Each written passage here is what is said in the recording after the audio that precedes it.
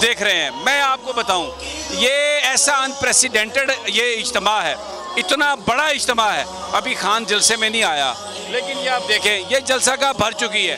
और गुजरात में ये जश्न है, जश्न, ये कोई सियासी जलसा नहीं है। ये ख़वातीन के इनक्लोजर भर चुके हैं, मर्दों के लिए जो इनक्लोजर्स हैं जहाँ पर वो बैठने की जगह है वो भर चुकी है। और ये मेरा कैमरामैन आपको दिखा रहा है, पूरा जो इस वक्त ग्राउंड है उसमें तहरीकें, और ग्राउंड के अंदर भी स्क्रीन्स लगाई गई हैं जहाँ पर लोग देख रहे हैं। ये पूरा स्टेडियम, और इससे ज़्यादा लोग बाहर हैं।